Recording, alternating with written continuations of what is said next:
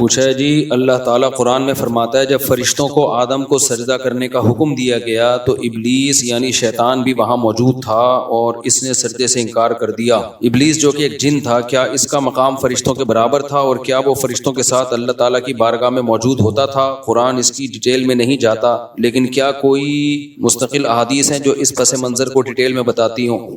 قرآن میں جب اللہ نے یہ بتا دیا کہ تمام فرشتوں نے سجدہ کیا سوائے شیطان کے، کان من الجن، اور وہ جنات میں سے تھا، تو دلالت النص سے پتہ چلتا ہے کہ فرشتوں کے ساتھ جنات کو بھی حکم تھا۔ دلالت النص کسے کہتے ہیں؟ جس کا واضح ذکر نہ ہو لیکن اس کلام کو درست کرنے کے لیے، یعنی اس کلام سے سرسری غور سے پتہ چل رہا ہو کہ یہ بھی حکم تھا، بلکہ اس کو کہتے ہیں اقتضاء النص۔ کیا مطلب؟ جیسے قرآن میں آتا ہے کہ اگر کوئی شخص کسی کی وفات ہو جائے وَوَرِثَهُ أَبَوَاهُ، اور اس کے وارثین میں صرف اس کے والدین ہیں، ابا اور اماں، اور کوئی بھی وارث نہیں ہے زندہ، فَلِأُمِّهِ الثُّلُث، تو اماں کو 1/3 حصہ ملے گا، ابا کا نہیں بتایا کہ کتنا ملے گا۔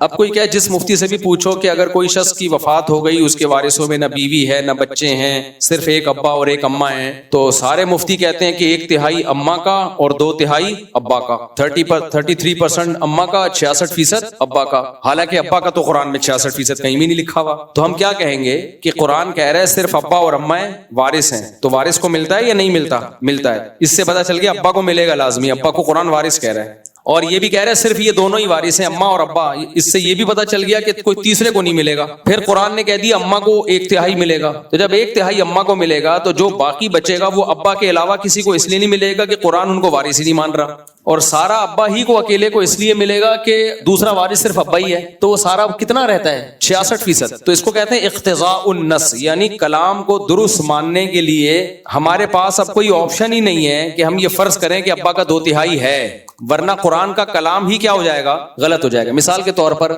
قرآن کہتا ہے اگر کوئی شخص مر جائے اماں کو 1/3 ملے گا، اور وارث صرف ابا اور اماں ہے، کوئی اور وارث بھی نہیں ہے۔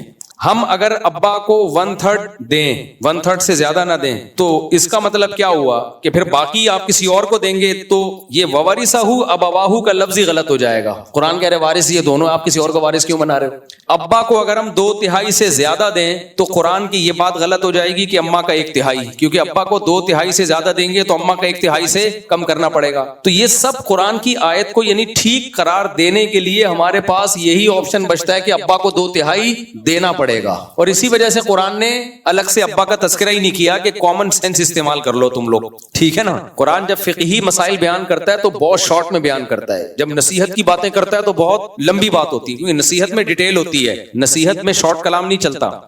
دیکھو جب آپ اپنے بیٹے کو نصیحت کرتے ہو تو انتہائی مختصر نہیں ہوتی، وہ بیٹا صحیح بن کے زندگی گزارنا، ٹھیک ہے چلو جاؤ شاباش، ایسے نہیں ہوتی نصیحت۔ نصیحت یہ ہوتی ہے بیٹا دیکھو فلاں کا بچہ چرس پیتا ہوا پکڑا گیا تھا، زندگی برباد ہو گئی، پھر یہ ہو گیا، پھر وہ ہو گیا، پھر ایسے ہو گیا، پھر ویسے ہو گیا، پھر صرف ایک چرس چھڑوانے کے لیے ہی نا 2 گھنٹے کی بات کرو گے آپ، ایک ہی چیز کو بار بار ریپیٹ کرو گے، ریپیٹ کرتے رہو گے۔ تو قرآن نے بہت زیادہ ریپیٹ کیا ہے نواز و نصیحت کی باتوں کو۔ جہاں مسائل سیشن قرآن میں شروع ہوتا ہے ٹو دا پوائنٹ، ٹھیک ہے نا، اتنی شارٹ بات ہوتی ہے کہ اس کے لیے کھوپڑی استعمال کیے بغیر وہ سمجھ میں آتی نہیں ہے۔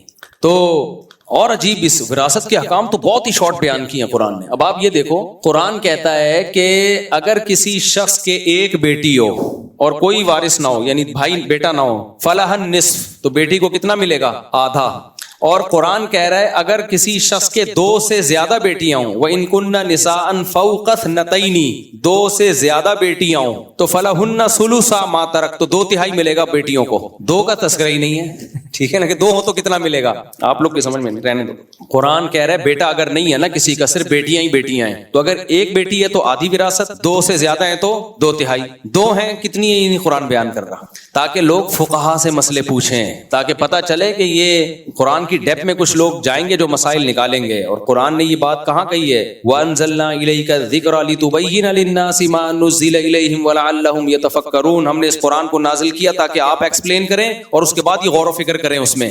تو اس لیے فقہا ڈیپ میں جا کے غور کرتے ہیں, ان سے مسائل کا علم لیا جاتا ہے, وہ قرآن اور حدیث کو زیادہ سمجھتے ہیں. تو 2 سے زیادہ کا تذکرہ اللہ نے اس لیے نہیں کیا کہ 2 کا تذکرہ اسی سے خود ہی سمجھ میں آ جاتا ہے, کیونکہ بیٹی اگر ایک ہو تو آدھا آدھا لیتی ہے, اس بیٹی کے ساتھ اگر ایک عدد بیٹا بھی ہو تو بیٹی کا حصہ 1/3 ہو جاتا ہے اور بیٹے کو دگنا ملتا ہے. سمجھ میں آ رہی ہے بات؟ بیٹے کو کتنا ملتا ہے؟ دگنا. تو اگر بیٹی کے ساتھ ایک عدد بیٹی ہی ہو تو بیٹا اپنی بہن کا حصہ 1/3 سے کم نہیں کر سکتا, تو بہن اپنی بہن کا حصہ 1/3 سے کم کیسے کر سکتی ہے؟ حالانکہ بیٹے کو زیادہ ملتا ہے نا, بیٹے میں اتنی پاور نہیں ہے کہ اکلوتی بہن کو 1/3 سے نیچے لے آئے وہ. تو اس کے ساتھ اگر ایک اور بہن ہوتی, 2 بہنیں ہوتی, تو ان کو ہم 1/3 کیسے دیتے؟ 1/3 ان میں ڈیوائڈ کرتے تو 1/3 دونوں میں برابر ہو جاتا, تو ایک بیٹی کا حصہ 1/3 سے کم ہو جاتا. تو بیٹا بیٹی کا حصہ 1/3 سے کم نہیں کر سکتا, تو بیٹی بیٹی کا حصہ 1/3 سے کم کیسے کر سکتی ہے؟ تو اسے بتا لیں 1/3 تو ملے گا ہی ملے گا.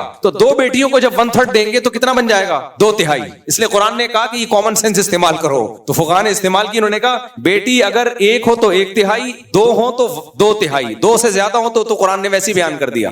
آپ کہہ سکتے ہو پھر قرآن 2 سے زیادہ کو بھی بیان نہ کرتا. 2 سے زیادہ کو بیان اس لیے قرآن نے کر دیا, اس میں اجتہاد چل نہیں سکتا تھا. اس میں کوئی یہ کہہ سکتا تھا قرآن کہہ رہا ہے 2 بیٹیوں کا 2/3, تو 2 سے زیادہ کا پتہ نہیں کتنا ہوگا, ہو سکتا ہے وہ اس میں کوئی کمی بیشی ہو. تو قرآن نے کہہ دیا 2 سے زیادہ ہو تو 2/3, 1 ہو تو آدھا, 2 ہو تو خود سمجھ جاؤ باقی آیتوں میں غور کر کے, ٹھیک ہے نا. تو باقی آیتوں میں غور کیا, فقہاء نے سب نے فتویٰ دیا 2 بیٹیاں ہوں یا 2 سے زیادہ, ان کو 2/3 ہی ملے گا. سمجھ میں آ گیا؟ ٹھیک ہے, نہیں آیا تھوڑا بادام کے تیل کی مالش کریں. مفتی صاحب اللہ تعالی نے, ہاں تو یہاں بھی شیطان کا مسئلہ تو ہم حل کریں. تو اللہ نے جب کہہ دیا کہ میں نے حکم دیا سجدہ کرنے کا, تو تمام فرشتوں نے سجدہ کیا سوائے شیطان کے, اور وہ جن میں سے تھا. تو دلالت النص سے یا اقتضاء النص سے پتہ چلتا ہے کہ جنات کو بھی سجدہ کرنے کا حکم ہوا تھا. یہ کامن یعنی خود بخود ہی پتہ چل گیا. اب کیسے ہوا تھا؟ یا تو واضح طور پہ حکم ہوا تھا اللہ نے فرشتوں کے ساتھ جنات کو بھی, یا یہ دلالتاً حکم ہوا تھا کہ جب فرشتے جو جنات سے افضل ہیں ان کو ہو رہا ہے تو تم تو کس کھیت کی مولی ہو بھائی, تم تو خود بخود اس میں داخل ہو. اس کی مثال ایسے جیسے کوئی آفیسر آیا تو آپ نے بولا کہ احترام میں کھڑے ہو جاؤ, افسر آ رہا ہے, سب کھڑے ہو گئے, چپڑاسی کھڑا نہیں ہو رہا. سب کھڑے ہو گئے, وہ جو چپڑاسی ہے نا وہ نہیں کھڑا ہو رہا. تو اس کو بولے تو احترام میں کیوں نہیں کھڑا ہوا؟ کہہ رہے ہیں آپ نے مجھے تو کہا ہی نہیں. ہم کہیں گے بھائی جب اتنے بڑے بڑے آفیسرز کو حکم دیا جا رہا ہے وہ باس کے احترام میں کھڑے ہو جائیں, تو بیچارہ ویسے ہی پوچھا لگاتا ہے, تو بیٹھا ہوا ہے ٹانگیں پھیلا کے یوں کر کے میری. تو یہ کامن سینس ہے. سمجھتے ہیں کہ نہیں سمجھتے؟ پھر بھی سمجھ میں نہیں آیا تو پھر شیطان سے جب ملاقات ہو تو پوچھ لینا بھائی تو نے سجدہ کیوں نہیں کیا. اگر وہ کہتا ہے کہ مجھے آرڈر ہی نہیں ہوا تھا, تو پھر کہیں پھر اللہ نے تجھے سزا کیوں دی؟ تو کہے گا پھر یہ تو اللہ کا معاذ اللہ قصور ہے. شیطان تو کچھ بھی کہہ سکتا ہے. تو پھر آپ نے اس سے کہنا ہے کہ پھر تو نے اللہ کو یہ کیوں کہا کہ میں آگ سے بنا ہوا ہوں اور یہ مٹی سے؟ تو یہ کہتا ہے کہ تو نے مجھے آرڈر دیا ہی نہیں ہے تو میں کیوں کروں. شیطان نے یہ تھوڑی کہا تھا تو نے مجھے آرڈر نہیں دیا, شیطان نے یہ رپورٹ پیش کی تھی کہ میں آگ سے بنا ہوا ہوں یہ مٹی سے. اس کا مطلب شیطان بھی یہ بات مانتا تھا کہ سجدے کا آرڈر تو ہوا ہے, لیکن شیطان کی رائے یہ تھی کہ یہ آرڈر صحیح نہیں ہے, یہ معاذ اللہ غلط بات ہوئی ہے. شیطان کے بارے میں کچھ بتانا چاہ رہے ہیں؟ جی یہ کہہ رہے ہیں دنیا میں تو شیطان سے ملاقات ہوتی نہیں, اگر کوئی ڈائریکٹ جنت میں چلا جائے تو شیطان سے ملاقات کیسے ہوگی؟ پھر کیا کرنا ہے شیطان سے ملاقات کر کے؟ اچھا مفتی صاحب اللہ تعالیٰ نے اسباب کے ساتھ دنیا کے معاملات رکھے ہیں, تو پھر جب ایک شخص غریب ہے تو پھر وہ جلدی شادی کیوں کرے اور غسل اور نسل کیوں بڑھائے؟ وہ تو لوگوں پر بوجھ بنے گا اور خودکشی کی طرف جائے گا.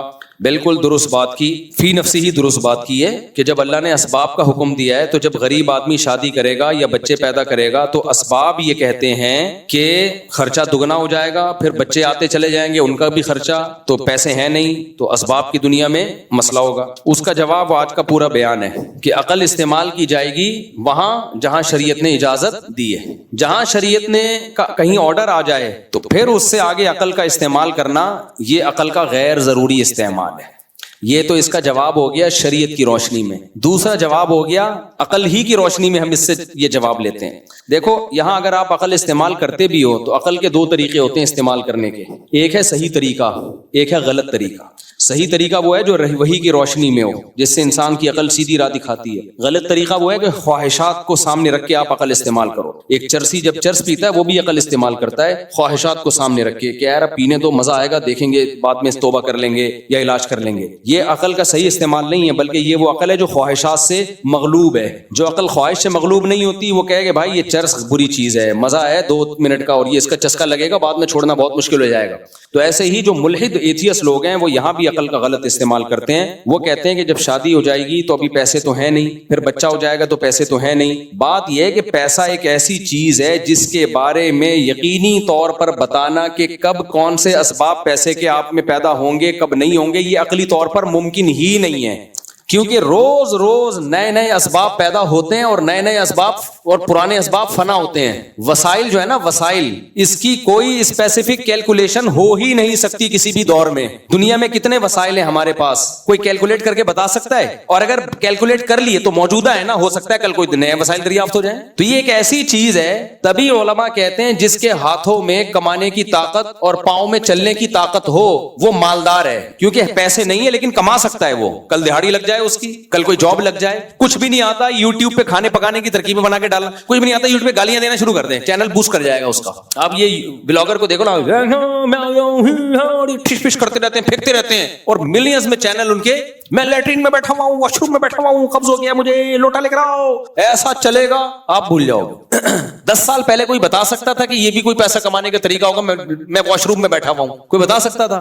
اتنے نت نئے طریقے. عقل خود کہہ رہی ہے کہ اس کے بارے میں, کسی کے بارے میں یہ رائے قائم کرنا کہ یہ غریب ہے تو غریب ہی رہے گا, یہ پاسبل ہی نہیں ہے. اور یہ امیر ہے تو کل بھی امیر ہی رہے گا. اگر یہ فلسفہ ہو تو امیر کو بھی شادی نہیں کرنی چاہیے. وجہ اس کی ہے کہ آج آپ کی فیکٹری ہے, ہو سکتا ہے فیکٹری کو آگ لگ جائے, ہو سکتا ہے ورلڈ ٹریڈ سینٹر میں جو بزنس مین بیٹھا کرتے تھے نا, زرداری کچھ بھی نہیں تھا ان کے مقابلے میں. وہ سب 4 شادیاں کرنے کا پروگرام تھا ان کا کہ ہمارا تو خربوں کا بزنس ہے. جہاز آیا, پورے بزنس کی واٹ لگا دی, روڈوں پہ آ گئے, خودکشیاں کی ہیں بہت, جو بچ بھی گئے نا انہوں نے بھی خودکشیاں کر لی. تو المال غاد ورائہ, پیسہ ایسی چیز ہے آج آیا کل گیا. تو اس لیے شریعت نے اس میں مدار اس پر رکھا ہے کہ بالقوہ. بالقوہ کا مطلب ہاتھ پاؤں سلامت ہیں یا نہیں ہے, بس کافی ہے.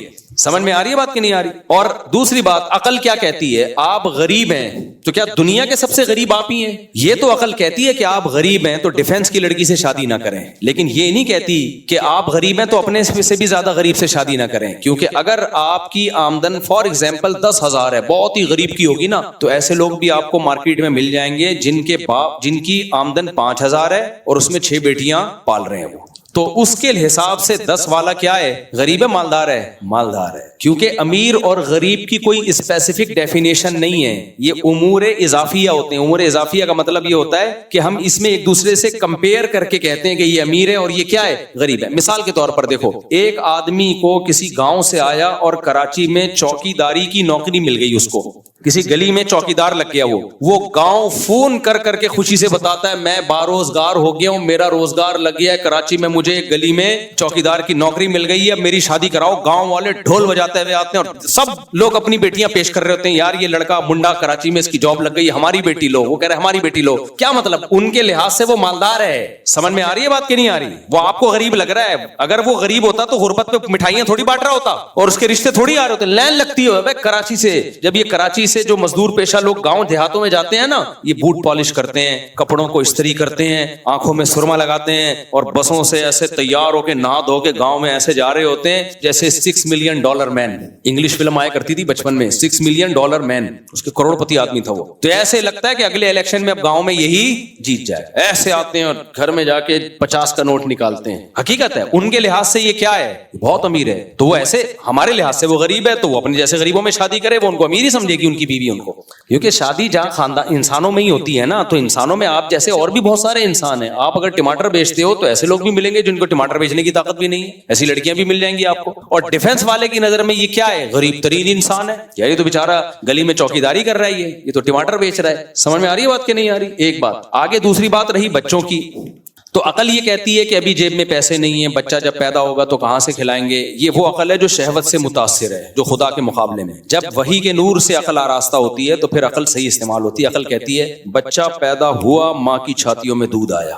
اس کا مطلب پیدا کرنے والا اس سے غافل بولو نہیں. اس کا رزق کا انتظام کس نے کیا ہوا ہے؟ اللہ نے. اب پھر وہی شہوت پرستوں کی عقل, وہ کہیں گے یار بچے کے لیے صرف دودھ ہی تو نہیں چاہیے نا, بچے کو صرف دودھ چھوڑی چاہیے, بچے کو تو اسکول کا فیسیں اور آگے علاج اور فلانا اور ڈمکانا. یہ وہ عقل ہے جو شہوت پرستی سے اور کنجوسی سے مغلوب ہے. اصل میں پیسہ بچانا مقصد ہے کہ میں ہی کھا جاؤں سارا. لیکن یہاں بھی جس کی عقل صحیح استعمال ہوگی وہ کہے گی بھائی, وہ عقل کہے گی ایک سائن ہے, علامت ہے پیدا کرنے والا کہہ رہا ہے ابھی اس کے لیے ضرورت دودھ کی ہے تو میں نے اپنی طاقت سے دودھ پیدا کر دیا.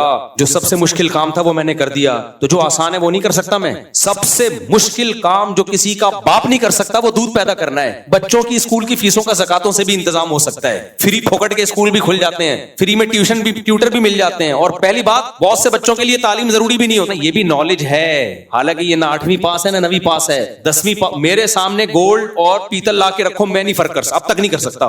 آپ مذاق سمجھ رہے ہو, میرے سامنے اگر آپ سونا اور پیتل رکھ دو نا, میں نہیں فرق کر سکتا اس میں سونا کون سا ہے اور پیتل. خواتین کر لیتی, میں نہیں کر سکتا, میرے جیسے بہت سے مرد نہیں کر سکتے ہوں گے.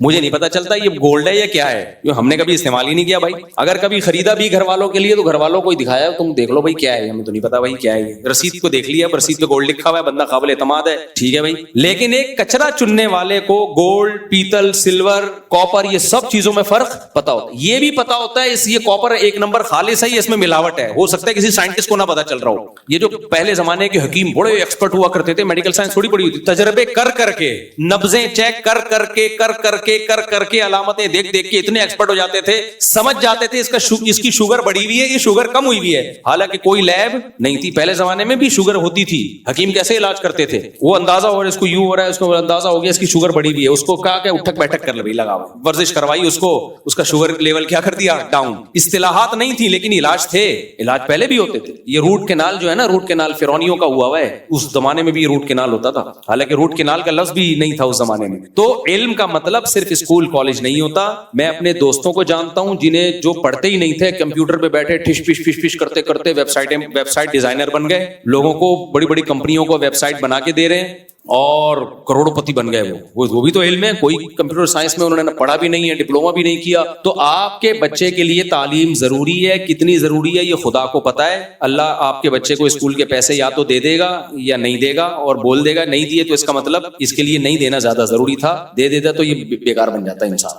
تو اب اللہ نے ایک سائن کے طور پہ بتا دیا کہ میں نے دودھ پیدا کر دیا, جو سب سے مشکل کام تھا, جو کسی کا باپ بھی پیدا نہیں کر سکتا تھا اور اب تک پیدا نہیں کر سکا. تبھی ڈاکٹر کہتے ہیں ماں کے دودھ کا آلٹرنیٹ کوئی ہے ہی نہیں. تو یہ سائن ہے, علامت ہے کہ جو دودھ پیدا کر سکتا ہے, جو کوئی نہیں پیدا کر سکتا, تو وہ باقی چیزیں کیوں پیدا نہیں کر سکتا. یہ تو ایک علامت ہے کہ وہ غافل نہیں ہے. تو اس لیے جو فیملی پلاننگ والے کہتے ہیں نا جتنی آمدن اس حساب سے بچے پیدا کرو, اسلام میں اس کی حرام ہے یہ سوچ کے نسل روکنا. اسلام کہتا ہے رزق کا وعدہ کس نے کیا ہے, رزق اللہ کی ذمہ داری ہے. تو یہ بچے اللہ کی مخلوق پہلے ہیں, تمہاری اولاد بعد میں. ہاں بکریاں اتنی رکھو جتنا چارہ کھلا سکتے ہو, کیونکہ جانور پہ اللہ نے تمہیں کنٹرول دیا ہے. اگر مرغیوں کا دانہ تمہارے پاس نہیں ہے تو بھوکا مت مارو ان کو, کیونکہ جانور ہمارے لیے مسخر ہیں, ہم ان کی نسل بڑھا بھی سکتے ہیں اور اپنے حساب سے گھٹا بھی سکتے ہیں, اجازت دی ہے. انسان پہ ہمارا کنٹرول نہیں ہے, اللہ نے ہمیں نہیں دیا کہ اتنے بچے پیدا. انسان تو مقصود کائنات ہے, اس کی گروتھ کتنی ہوگی, کتنی کم ہوگی, کتنی زیادہ ہوگی, یہ قدرت کے اپنے ہاتھ میں ہے. اس میں انسانوں کو ٹانگ اڑانے کی اجازت نہیں. انڈیویجولی کسی کوئی بیوی بیمار ہو گئی, کوئی مسئلہ ہو گیا, وہ ایک الگ بات ہے. عمومی سطح پہ یہ تحریک بالکل حرام ہے کہ نسل بڑھاؤ یا نسل گھٹاؤ, نہ بڑھاؤ نہ گھٹاؤ.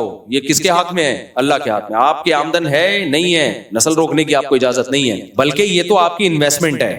ہو سکتا ہے غریب کو اللہ بچہ دے اس لیے رہا ہو کہ تیری غربت ختم ہو, کیونکہ یہ بچہ 15-20 سال میں بڑا ہو کے کما کے کھلائے گا. میں نے بہت سے غریب دیکھے ہیں, غریب تھے بچے دبا کے پیدا ہوئے, کروڑ پتی بن گئے, وہ کروڑ پتی بن گئے. اور بہت سے امیر دیکھے ہیں, بچے ہی نہیں تھے, کاروبار دوسروں کے حوالے کیا, دکان بیچ کے کھا گئے. اپنے بچے تو اپنے ابا کا کاروبار اپنا سمجھ کے چلاتے ہیں نا.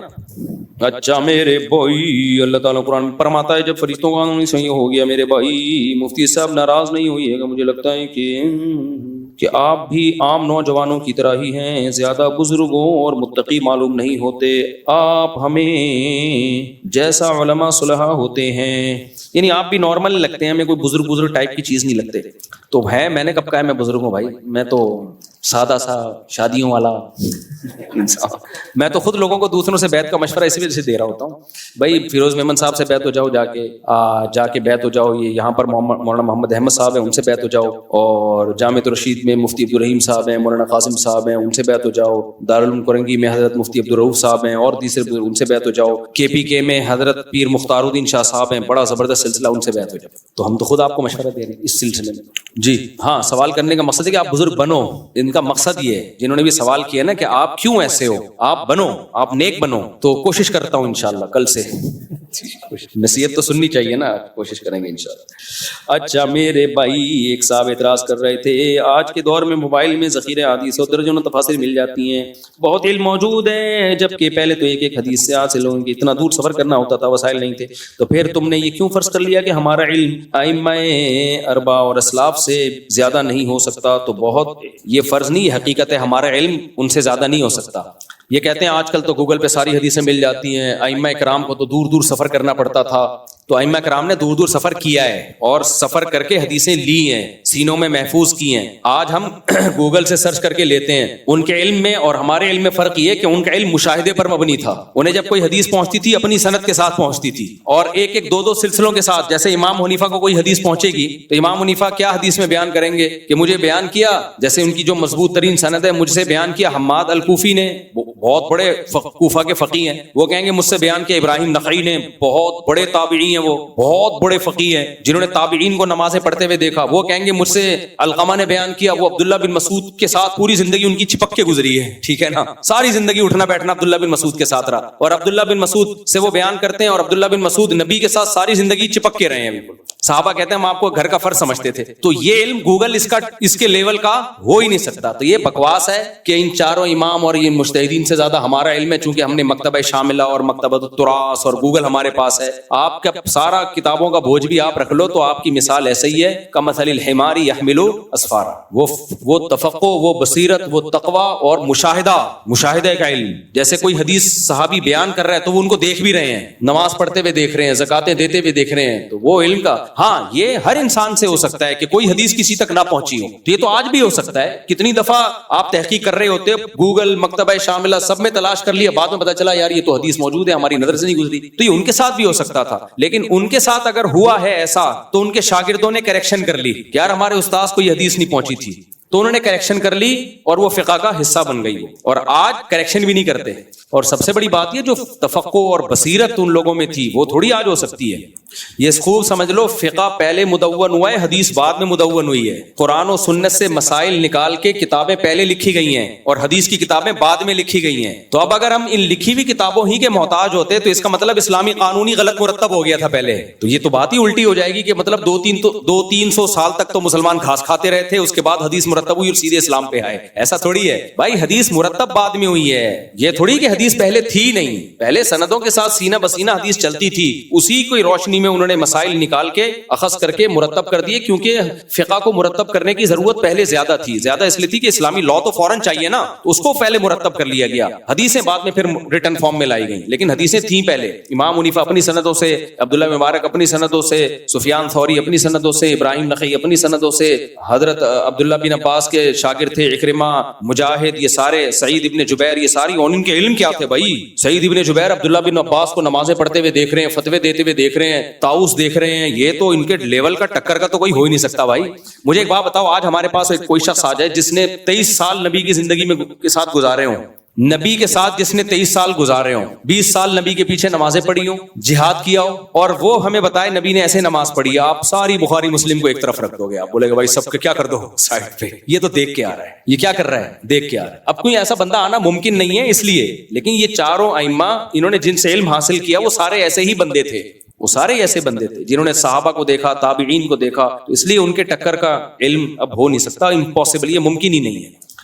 تبھی آپ ان لوگوں کو دیکھ رہے ہیں جن کو ساری حدیثیں پتہ ہوتی ہیں, یہ پھینکتے کتنی لمبی لمبی ہیں. وطر کا طریقہ آج تک ہم غلط پڑھتے رہے, اس نے پوری تحقیق کے بعد ہی مسئلہ بیان کیا تھا. آج تک ہم وطر گھاس کھاتے رہے ہیں, اتنا کنفیوژن پیدا کی دنیا میں, جہاں بھی جاؤ لوگ پریشان تھے یار کہ مفتی صاحب اتنی بڑی کنفیوژن اس بندے نے. ہم نے کہا 20 سال سے ہم غلط نماز پڑھ رہے ہیں, تو وہ آپ نے دیکھ لیا, وہ وہی تھے, مکتبہ شاملہ والے ہی ہوتے ہیں یہ, وہ لوگ مکتبہ تراث والے, گوگل مفتی ہوتے ہیں یہ. تو اس کا اب تک کوئی جواب آیا نہیں ہے. اس کے جواب میں کچھ لوگوں نے ریکارڈ کروایا, حدیث میں آتا ہے 5 رکعتیں وطر پڑھتے تھے اور آخر میں بیٹھتے تھے. مفتی صاحب نے اس حدیث کا تو جواب دیا ہی نہیں ہے. تو اس حدیث کا جواب اس لیے کہ یہ اس کی دلیل میں ہے ہی نہیں, اس لیے میں نے جواب نہیں دیا. وہ تو جو آپ کے دعوے کی دلیلیں تھیں ان کا جواب دیا. اس حدیث کا مطلب کہ 5 رکعت وطر میں آخر میں بیٹھتے تھے کا مطلب یہ ہے کہ 3 رکعت وطر اور 2 نفل پورے کو وطر کہا گیا ہے, کیونکہ امام ترمذی نے کہا ہے پوری صلاۃ اللیل کو بھی کیا کہا جاتا تھا؟ وطر. تو 5 رکعت وطر میں صرف آخر میں بیٹھنے کا مطلب باقی پوری تہجد کھڑے ہو کر ہوتی تھی, آخری 2 رکعتیں بیٹھ کے ہوتی تھیں. اور یہ حدیث سے ثابت ہے نبی وطر کے بعد 2 نفل بیٹھ کے پڑھتے تھے. تو اس کا یہ مطلب کہ 2 رکعتوں کے بعد بیٹھتے ہی نہیں تھے, یہ آپ کی بنائی ہوئی تفسیر ہے, حدیث میں نہیں ہے. ہاں ایک حدیث میں یہ آتا ہے کہ 5 رکعت وتر پڑھتے تھے اور 2 رکعتوں کے بعد نہ بیٹھتے تھے نہ سلام پھیرتے تھے. وہ ابن جریج سے مروی ہے جو مدلس ہے اور عن کے ساتھ ہے, تو وہ انتہائی شدید ضعیف حدیث ہے وہ. اور ایک نے تو اتنی لمبی پھینکی, میرے نیچے نا اس کلپ پہ کچھ افلاطونوں کے کمنٹس آئے ہوئے ہیں, کہہ رہے ہیں مفتی صاحب نے بڑی خیانت کی ہے, یہ حدیث تو چرا لی مفتی صاحب نے. حضرت عطا کہتے ہیں کہ نبی صلی اللہ علیہ وسلم 3 رکعت وتر پڑھتے تھے اور 2 رکعتوں کے بعد بیٹھتے بھی نہیں تھے اور آخری رکعت میں سلام پھیرتے تھے, اور بیٹھتے بھی نہیں تھے نہ سلام پھیرتے تھے. مفتی صاحب نے بہت بڑی چوری کر لی, حدیث چھپا لی. تو حدیث کے جو عربی الفاظ ہیں وہ بھی لکھے ہوئے ہیں, نیچے ترجمہ بھی. عربی الفاظ میں یہ کہ عطا خود ایسا کرتے تھے, اور ترجمہ کیا لکھا ہوا ہے, عطا کہتے ہیں نبی ایسا کرتے تھے. میں نے کہا یہ تو ان بغیرتوں کا حال ہے یار, تمہیں اتنا نہیں پتا چل رہا کہ عطا اپنا عمل بیان کر رہے ہیں یا نبی کا عمل بیان کر رہے ہیں. ترجمے میں تم نبی کی طرف نسبت کر رہے ہو اور بنے ہوئے ہیں مجتہد, کہتے ہیں ہم تقلید نہیں کرتے, ہم تقلید ہم قرآن حدیث. تو یہ منجن کسی اور کے سامنے جا کے بیچا کرو قرآن حدیث.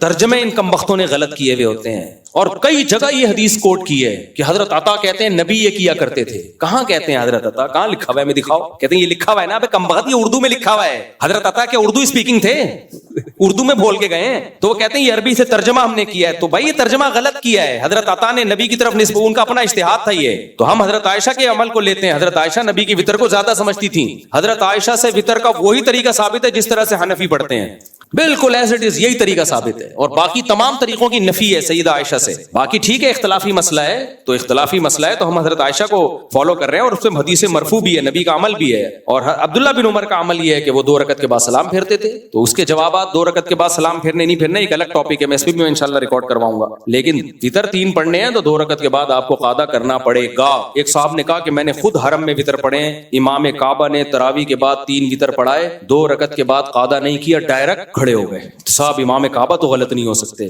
تو پھر آپ ایک اصول پہ ٹکو, آپ بولو پھر قرآن و حدیث کی میں ہمیشہ وہ تشریح مانوں گا جو امام کعبہ سے من, پھر دلیل ولیل کی بات مت کرو. تو اس کے جواب میں پھر ہم کہیں گے آج آپ امام کعبہ کی تقلید کر رہے ہو, ہم ابو حنیفہ کی کر رہے ہیں, پھر جو تبع تابعین میں سے اور راجح قول کے مطابق تابعین میں سے تھے, جن کو 50% سے زائد امت نے فالو کیا ہے. برے ہم امام کعبہ کو بھی نہیں کہتے, قابل احترام ہے ہمارے لیے. تو پھر آپ مقابلہ نبی کا ابو حنیفہ سے نہیں کراؤ, پھر آپ ابو حنیفہ کا امام کعبہ سے مقابلہ کراؤ, ٹھیک ہے نا, ٹھیک ہے نا. تو اس میں امام حنیفہ کا پلہ بھاری ہے. اور اگر دلیل کی بات کرنی ہے تو دلیل سے ثابت کرو. پھر آپ امام یہ نہیں کہو امام کعبہ یہ کرتے ہیں تو امام سدیس یہ کرتے ہیں. پھر لوگ کہتے ہیں حرم میں کیسے غلط ہو سکتا ہے. یقیناً حرم میں غلط نہیں ہو سکتا بشرطے کہ 1400 سال سے ہو.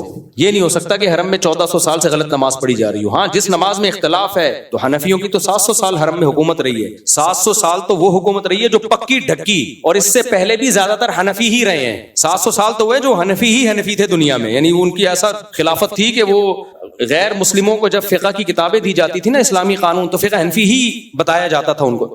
ہمارے دوست نے جرمنی کی یونیورسٹی میں جو اسلام پڑھا ہے نا, اس میں اب تک قدوری پڑھائی جاتی ہے. سمجھ میں آ رہی ہے بات, قدوری, کیونکہ خلافت عثمانیہ کے دور میں جو اسلامی لا انٹروڈیوس ہوتا تھا نا غیر مسلم کنٹریز میں, وہ قدوری اور ہدایہ ہوتا تھا. تبھی آکسفورڈ یونیورسٹی میں صدیوں تک ہدایہ پڑھائی جاتی رہی ہے اسلامی قانون کے طور پر, اور اب بھی یہ بہت ساری ان کی یونیورسٹیوں میں. خیر کہاں سے کام چلے گئے, تو خلاصہ یہ نکلا کہ یا تو تقلید کرو یا تحقیق کرو. تم کم وقتوں نہ تقلید کے نہ تم تحقیق کے, جہاں سے تمہیں فتویٰ مل رہا ہے اٹھا کے وہیں سے پھینک دیا. تو حرم میں تو 1400 سال پھر 20 رکعت تراویح پڑھی گئی ہے, تو آپ کیوں اس کو نہیں مانتے پھر.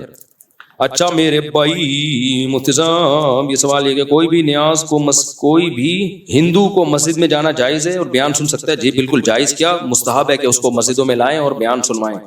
غیر مسلم نبی کے دور میں بھی مسجد نبی میں آئے ہیں. مفتی صاحب میری بیٹی جس کی عمر 18 سال ہے, اس کے پاس 1.92 تولے سونا موجود ہے, اور اس کا میری بیٹی کی عمر 16 سال ہے, اس کی پاس موجود ہے. میرے بچے دونوں فی زمانہ تعلیم حاصل کر رہے ہیں, ان کی کفالت میرے ذمہ دونوں بچوں کی. بہت لمبا میرے بھائی.